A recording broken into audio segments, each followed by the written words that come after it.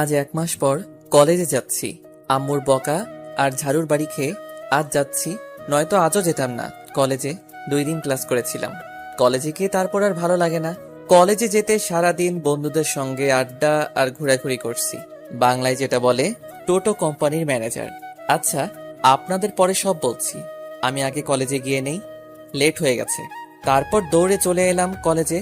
ক্লাসে ঢুকতেই ভিতরে দেখি একটা মেয়ে বসে আছে। সেটা হচ্ছে ম্যাডাম। দেখতে একদম পরীর মতো। দেখেই এক বস্তা ক্রাশ খাইছি। একদম পরীর মতো দেখতে। মনের দরজা জানালা সব খুলে গেছে তাকে দেখার জন্য। কিন্তু সেটা তো ভুল হবে ক্রাশ খেলে। না, মনের দরজা জানালা সব বন্ধ করে দিতে হবে। ক্রাশ ভুল করে খাইছি। সে তো আমার থেকে অনেক বড়, আর তো এখনো চকলেট খাই। তাইলে ক্রাশ খাইয়া কি দিন যাইবে? এখন আমার চকলেট খাওয়ার বয়স, প্রেম করার বয়স হয় নাই। তারপর যখন অনুমতি নিতে যাব ক্লাসে যাওয়ার জন্য, তখন ম্যাডাম আমার দিকে তাকিয়ে এক নজরে চেয়ে আছে। 5 মিনিট সময় হয়ে গেল, তবু চোখের পাতা নড়ে চড়ে না। ভিতরে যেতেও পারছি না। বলেন তো কেমনটা লাগে? কেমন জানি লজ্জা লজ্জা লাগছে। আম্মু ছোটবেলা বলতো, কেউ বেশি চেয়ে থাকলে নজর লাগবে। তারপর আমি আমার 2 হাত দিয়ে মুখটা ঢেকে ক্লাসে গিয়ে সবার শেষে জাহিদের কাছে গিয়ে বসে পড়লাম। ও, জাহিদ হচ্ছে আমার বন্ধু। আরও আছে, গল্প পড়তে থাকেন, জেনে যাবেন। ম্যাডাম এখনো চেয়ে আছে আমার দিকে।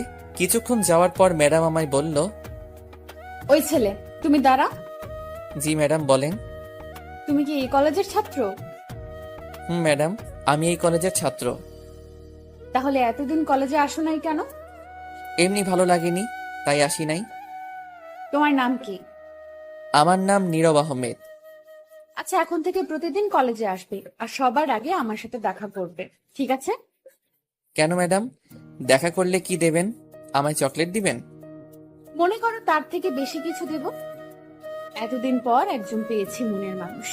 তোকে দেখেই ফিদা হয়ে গেছি রে আমি। কেন যে তুই আরো আগে আসলি না আমার জীবনে? তখন আমি বললাম, আচ্ছা ঠিক আছে ম্যাডাম। আর শোনো, যাওয়ার সময় দেখা করে যাবে আজ। আমি মাথা নাড়িয়ে হ্যাঁ বললাম। তারপর বসে পড়লাম। পাশে তাকিয়ে জাহিদ অবাক হয়ে তাকিয়ে আছে। শুধু জাহিদ না, ক্লাসের সবাই তাকিয়ে আছে অবাক হয়ে। তখন ম্যাডাম ব্যাপারটা বুঝতে পেরে সবার উদ্দেশ্য করে বলল, সবাই নিজের পড়ার দিকে মনোযোগ দাও। তারপর সবাই বইয়ের দিকে তাকালো। তখন জাহিদ বলল আমায়, দোস্ত, ব্যাপারটা কি বলতো? ম্যাডাম তো কারোর সাথে এমন করে কথা বলে না, সব সময় রাগী মুডে বসে থাকে, কিন্তু তুই আসার পর এমন শান্ত হলো কেন? মুখে হাসি ফুটেছে। কি জানি দোস্ত, আমি তো শুধু এটাই জানি, চকলেট খাও, মুখে হাসি ফুটাও। শালা, তুই এত চকলেট খাস বলে ভাবিস না সবাই চকলেট খায়। তুই তো একটা পিচ্চি ছেলে। আমি কি তোরে বলছি আমি বড় মানুষ? আমার আব্বু আমায় এখনো ছোট বাবু বলে ডাকে। থাক দোস্ত, আর কিছু বলা লাগবে না, তোর ক্লাস কর। তারপর সবগুলো ক্লাস করে চলে আসলাম বাসায়। ম্যাডামের কথা একটু মনে ছিল না দেখা করতে। তারপর আবার আরো 3 দিন কলেজে যাইনি। সারাদিন সব বন্ধুদের সাথে আড্ডা দিয়েছি, ঘোরাঘুরি করছি। একদিন সকাল সকাল ঘুমটা ভেঙে গেল। উঠার পর আম্মু বলল, বাবা নীরব, এই 50 টাকা দিয়ে বাজার থেকে মুরগির 4 পিস ডিম নিয়ে আয় তো, জলদি রান্না করব আমি। ঠিক আছে, আমার চকলেটের টাকা দাও। তুই কি ছোট মানুষ যে চকলেট খেতে হবে এত? ছোট্ট মানুষ, এখন টাকা দাও চকলেটের। এই 50 টাকা থেকে 10 টাকা বাঁচবে, সেটা দিয়ে খেয়ে ফেলিস। আর কিছু টাকা থাকলে দাও, 10 টাকায় হবে না। তোকে যেটা নিয়ে আসতে বলছিস সেটা নিয়ে আয়, 10 টাকায় না হলে তোর খাওয়া লাগবে না। তারপর আর কোনো কথা না বলে চলে গেলাম বাজারে ডিম নিয়ে। চকলেট খেতে খেতে আম্মুর কাছে এসে ডিম দিয়ে বললাম, আম্মু এই নাও ডিম, এখন তুমি রান্না করো, আমি যাই। তখন আম্মু আমার দিকে অবাক হয়ে কিছুক্ষণ তাকিয়ে থেকে বলল, এটা তুই কি নিয়ে আসছিস? কেন আম্মু? ডিম নিয়ে আসছি রান্না করতে। তখন আম্মু আশেপাশে তাকিয়ে কি জানি খুঁজতে লাগলো। তখন আমি বললাম, কি খুঁজতেছ আম্মু? তখন আম্মু ঝাড়ু নিয়ে বলল, তোকে আজ এই ঝাড়ু দিয়ে মেরে তোর হাত পা সব ভাঙবো। এই শিশু ছেলেটারে ঝাড়ু দিয়ে মারবা? এটা কিন্তু ঠিক না আম্মু। তখন আম্মু ঝাড়ু নিয়ে এগিয়ে আসতে আসতে বলল, তুই দাঁড়া এখানে। আব্বু বাঁচাও। তোমার শিশু ছেলেটাকে আম্মু ঝাড়ু দিয়ে মারতে আইতাছে, বাঁচাও আব্বু, কোথায় তুমি? তখন আম্মু বলল, শৈতান পোলা, তুই দাঁড়া, তোকে আজ মেরেই ফেলবো আমি। আমায় আর পাইকে। দৌড়াতে লাগলাম। আব্বু বাহিরে চেয়ারে বসে বসে পত্রিকা পড়ছিল। দৌড়ে আব্বুর পিছনে গিয়ে লুকিয়ে পড়লাম আর বললাম, আব্বু বাঁচাও আমারে, আম্মুর হাত থেকে মারতে আইতেছে আমারে। তখন আব্বু পত্রিকা রেখে আমায় বলল, ওকে নিয়ে আর পারলাম না, একটা না একটা সমস্যা করবি আর আমার কাছে দৌড়ে আসবি, আর তোর আম্মুর ঝাড়ি আমায় শুনতে হয়। আবার কি করেছিস তুই বলতো? ঠিক তখনই আম্মু এসে বলল, তুমি সরে যাও, আজ তোমার ছেলেকে মেরে হাত পা সব ভাঙবো আমি। আমি থাকতে আমার ছেলের গায়ে কেউ হাত দিতে পারবে না। এটাই পারবে, আর তো কিছু বলতে পারবে না। যেমন ছেলে তেমনি বাবাটা। ছেলেটা শুধু তোমার জন্য এমন হয়েছে, সব দোষ তোমার। তুমি কিছু বলো না আমায়, কিছু বলতেও দাও না। কি করছে জানো তোমার ছেলে? কি করেছে শুনি বলো, যার কারণে সকাল সকাল এত রেগে আসো। তোমার ছেলেকে 50 টাকা দিয়েছিলাম দোকান থেকে মুরগির 4 পিস ডিম আনতে, রান্না করব। কিন্তু সেই 10 টাকা দিয়ে 4 পিস কোয়েল পাখির ডিম নিয়ে আসছে রান্না করতে। কি, কোয়েল পাখির ডিম নিয়ে আসছে? আর বাকি টাকা দিয়ে ডেয়ারি মিল্ক চকলেট খেতে খেতে আসছে। এখন বলো, এত ছোট ছোট ডিম দিয়ে কি রান্না করব আমি? এত বড় ছেলে আর এখনো বাচ্চাদের মতো চকলেট খাই। তখন আব্বু আমার দিকে তাকিয়ে বলল, বাবা, তুই এত বড় বড় ডিম নিয়ে আসছিস, এটা কেমনে খামু? মুরগি কি ডিম পাড়া বন্ধ করে দিছে নাকি আমাদের দেশে? তখন আমি মাথা চুলকাতে চুলকাতে বললাম, মনে হয় না আব্বু। তাহলে মুরগির ডিম কোথায়? না মানে আব্বু, তুমি তো জানো আমি একটু চকলেট খাই বেশি। এখন কি করব বলো? ডিম আনতে দিয়েছে, কিন্তু আমার চকলেটে টাকা দেয়নি। 10 টাকা দিয়েছে আমায়। এখন বলো, 10 টাকা দিয়ে কি খাওয়া যায়? তাই টাকা বাঁচিয়ে খেয়েছি। শয়তান পোলা, তাই বলে তুই এত ছোট ছোট ডিম নিয়ে আসবি? এখন এইগুলো আমি কি করব? আহ, থামো তো, এত রাগ করার কি আছে? আর কিছু বলো না, থাক, যেটা হয়ে গেছে সেটা নিয়ে আর চিন্তা করতে হবে না, আর ডিম রান্না করতে হবে না। তুমি চুপ করো, কিছু বলতে গেলে পাঠা দাও। সব দোষ তোমার। তোমাদের দুইজনের আজ সকালের খাবার খাওয়া বন্ধ। কি না, এত বড় শাস্তি দিও না, তাহলে পেট আমাদের লেবু খেয়ে আত্মহত্যা করব। আমি যেটা বলেছি সেটাই হবে। তোমার জন্য ছেলেটা সারা দিন ঘুরে ফেরে আর বন্ধুদের সাথে আড্ডা দেয় আর চকলেট খায়। এখন তো কলেজে ঠিক মতো যায় না, শুধু তোমার জন্য এমন হয়েছে। আজ ওকে কলেজে যেতে বলো, নয়তো দুজনের আজ সারা দিন খাবার বন্ধ। তখন আব্বু আমায় বলল, বাবা নীরব, জলদি এখনই কলেজে যা, তোর মা নয়তো দুপুরে খেতে দিবে না। যা বাবা, তাড়াতাড়ি চলে যা, আমার পেটটাকে বাঁচা বাবা। তখন আমি বললাম, ওকে ড্যাডি, আমি এখনই যাচ্ছি। আর আদিবা কোথায়? ঘুম থেকে উঠেছে? আব্বু কিছু বলতে যাবে তার আগে আম্মু বলল, তোর কি মনে হয় আদিবা ফুটবল খেলতেছে? আদিবা তোর আগে রেডি হয়ে গেছে, এক্ষুনি স্কুলে চলে যাবে। আমার লক্ষ্মী মেয়ে, তোর মতো না আদিবা, প্রতিদিন স্কুলে যায়। তখন আব্বু আমায় বলল, বাবা নীরব, তাড়াতাড়ি রেডি হয়ে আয়, আদিবা আর তুই একসাথে কলেজে যাবি। তুইও দেখিয়ে দে তোর মাকে, তুইও যে প্রতিদিন কলেজে যেতে পারিস। ঠিক আছে আব্বু, আমি এখনই রেডি হয়ে আসছি। 2 মিনিটে যাব, 1 ঘন্টায় আসবো। তারপর চলে গেলাম ফ্রেশ হয়ে রেডি হতে। ততক্ষণে আপনাদের পরিচয়টা দিয়ে ফেলি। আমার নাম নীরব, এবার ইন্টারে উঠলাম মাত্র। আমরা 1 বোন 1 ভাই, আমি বড় আর বোনটা আমার ছোট। এবার সবেমাত্র বোনটা 5ম শ্রেণীতে উঠল। খুব দুষ্ট, কিন্তু আমার পাগল বোনটা সারাদিন আমার পিছনে পড়ে থাকে। যতক্ষণ বাসায় থাকি ততক্ষণ আমার সাথেই থাকে। আমি সবচেয়ে বেশি ভয় পাই আম্মুকে। আব্বুর সাথে বন্ধুর মতো ফ্রি ভাবে কথা বলি, কিন্তু আম্মুর সাথে কথা বলতে গেলে হাঁটু কাঁপে আমার। খুব ভয় পাই আম্মুকে। আব্বু সরকারি একটা জব করে। সব মিলিয়ে হ্যাপি ফ্যামিলি। আর বলবো না, বাকিটা গল্প করে জেনে নিয়েন। আপনাদের সাথে কথা বলতে বলতে ফ্রেশ হয়ে রেডি হয়ে ব্যাগটা নিয়ে নিচে চলে আসলাম। আদিবাকে দেখলাম ব্যাগ নিয়ে দাঁড়িয়ে আছে। যাওয়া মাত্র তখন আদিবা আমায় বলল, ভাইয়া, আম্মু নাকি তোমার আর আব্বুর সকালের খাবার খাওয়া বন্ধ দিছে? হরে বোন, বন্ধ করে দিছে। কি আর কমু দুঃখের কথা। তখন বোন আস্তে আস্তে বলল, চিন্তা করো কেন ভাইয়া, আব্বুর পকেট থেকে তো গতকাল রাতে 300 টাকা চুরি করলাম, সেটা দিয়ে আজ খেয়ে নিব দুজনে। ঠিক বলছিস, চল এখন জলদি। তখন আব্বু পিছন থেকে বলে উঠল, কি ঠিক বলেছে রে? তখন আমি বললাম, কিছু না আব্বু, এখন জলদি যেতে হবে আমাদের। চলে যাই, লেট হচ্ছে আব্বু। তাই কিছু বলিস নাই তোরা? তাহলে আমার পকেটে 300 টাকা ছিল, সেটা কে নিয়েছে? তখন আদিবা বলে উঠল, আপু, আমরা কিন্তু খুব ভালো। আমি আর ভাইয়া মিলে তোমার পকেট থেকে না বলে টাকা নিয়েছি। সর্বনাশ করে ফেলছে শয়তানটা, বলে দিছে রে। তখন আব্বু বলল, শয়তান তোদেরকে গুলি কইরা মারবো। বাবার পকেট থেকে টাকা চুরি করিস? দাঁড়া তোরা। আদিবা জলদি পালা। তখন আদিবা আর আমি দৌড় দিলাম। আদিবা একটু দূরে গিয়ে থেমে আব্বুকে বলল, এখন তো তোমার পকেট থেকে টাকা চুরি করেছি, পরের বার ডাকাতি করবো আমরা আর ভাই মিলে। এটা বলেই তারপর দৌড় বাসার বাহিরে চলে এলাম। এদিকে আব্বু ভাবছে, দেখছো কাণ্ড? তাই তো বলি, টাকা কোথায় যায় পকেট থেকে? আমার ঘরে সব চোর ডাকাত বসে আছে, অথচ আমি জানতাম না।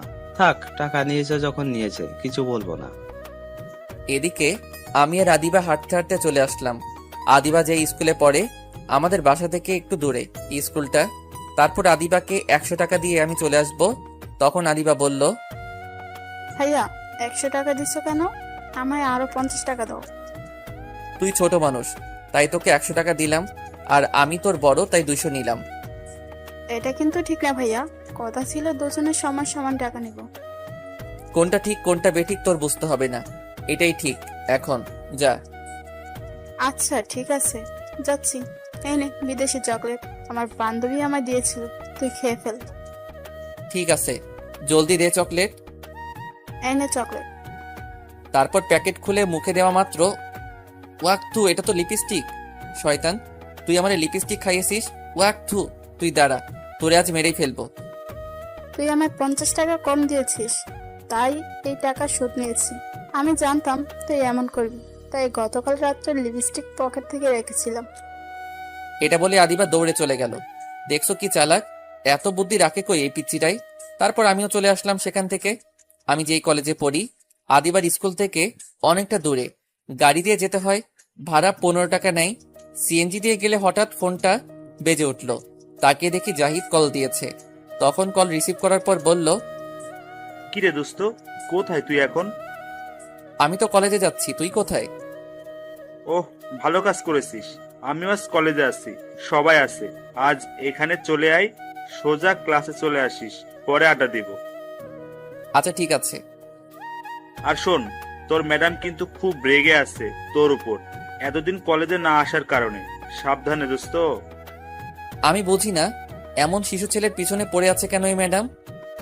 কি জানি কি মতলব আছে, কে জানে। আচ্ছা, কলেজে চলে আয়। আচ্ছা ঠিক আছে। এই বলে ফোনটা কেটে দিলাম। তারপর সামনে গিয়ে একটা সিএনজিতে উঠে পড়লাম। এমনিতেই সিনিয়র মেয়ে দেখলে ভয় করে, এই মেয়েটা আবার পিছু লাগলো কেন? মেয়েটা তো আমার চেয়ে বয়সে অনেক বড়, কিসের জন্য হতে পারে? সিনিয়র মেয়ে পছন্দ করি না কেন জানেন? কারণ আমার এক চাচা সিনিয়র মেয়েকে বিয়ে করছে, করার পর তার বউ তাকে দিয়ে সব কাপড় চোপড় ধোয়ায়। তার বড় বলে আমি পারবো না কাপড় ধুয়ে দিতে। আমার এমন শিশু শিশু হাত, আত্মহত্যা করব যদি ধুয়ে দেই। তারপর কলেজে চলে আসলাম। আসার পর বন্ধুদের সাথে বসে মাত্র আড্ডা দিচ্ছিলাম, তখন কোথা থেকে যেন ম্যাডাম এসে আমার শার্টের কলারে ধরে টানতে টানতে নিয়ে যাচ্ছে। তারপর কলেজের পিছনে টেনে নিয়ে গিয়ে ঠাস করে একটা চড় দিল। সেখানে একটা গাছ ছিল, সেটার সাথে আমায় ধাক্কা দিয়ে গলা চেপে ধরলো আর আমায় বলল, তোকে আমি সেদিন কি বলেছিলাম? তোকে ক্লাস শেষ করে দেখা করতে বলেছিলাম আমার সাথে, তুই দেখা করলি না কেন? আর এই 3 দিন কলেজে আসিস নাই কেন? বল তুই এখন। তখন ম্যাডাম আরেকটা চড় দিল আর বলল, কি হলো, কথা বল। হ্যাঁ হ্যাঁ, আব্বু তুমি কই? ম্যাডাম আমারে মারছে। হ্যাঁ, আব্বু। হ্যাঁ? আব্বু তুমি কই? তোমার শিশু পোলারে ম্যাডাম মারছে, মনে হয় দাঁত নড়ে গেছে। এখন আমি মাংস খাবো কেমনে? হ্যাঁ, এই ম্যাডাম ভালো না, পচা আব্বু। 2টি চট দিয়েছি, তাতেই এমন করে কান্না করে দিল। হ্যাঁ।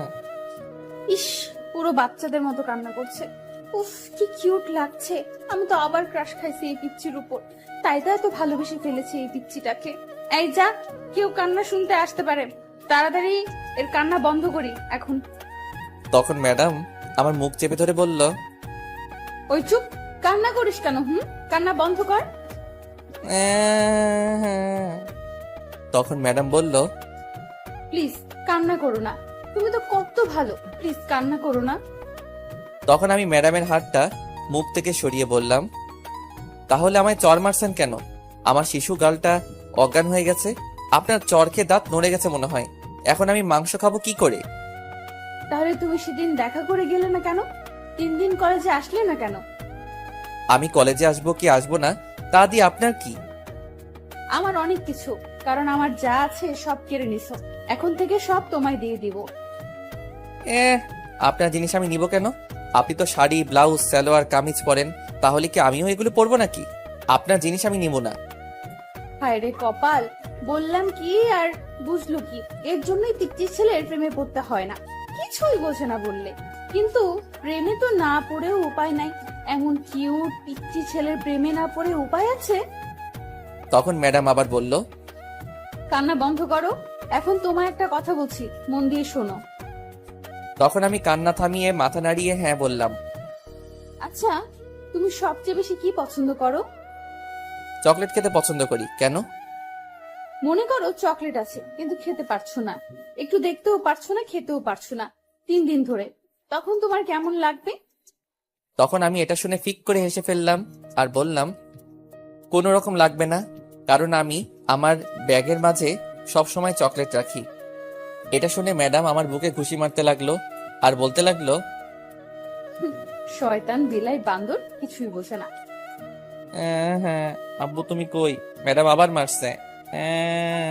তোমার শিশু পোলা শিশু শিশু হাত ঘুষি দিয়া ভাইঙ্গা লাইছে গো। কেমনটা লাগে এখন? কিছু বোঝেও না, বোঝাতেই পারি না। শয়তান পিচ্চি, শুধু কান্না করে। বুঝেছি কি করতে হবে, আমায় আরো রোমান্টিক হতে হবে। এমনিতেই মনটা পাগল হয়ে আছে এই পিচ্চিটাকে পাওয়ার জন্য। তাহলে আগামীকাল থেকে এর বউ হওয়ার কাজ শুরু করব।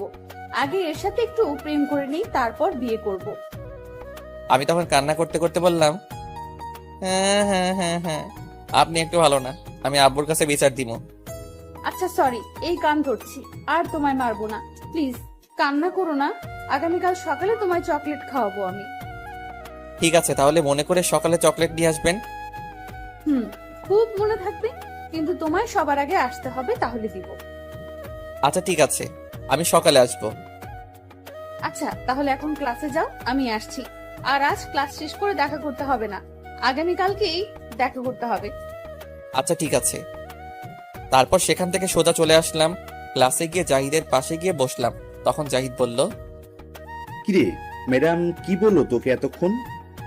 কি আর বলবে, এমন বাচ্চা ছেলেটার উপর শিশু নির্যাতন করছে, চট দিয়ে দাঁত মনে হয় নড়িয়ে ফেলছে আর ঘুষি দিয়ে হাড় দুর্বল করে ফেলছে। শালা, মিথ্যা কথা বলার আর জায়গা পাস না।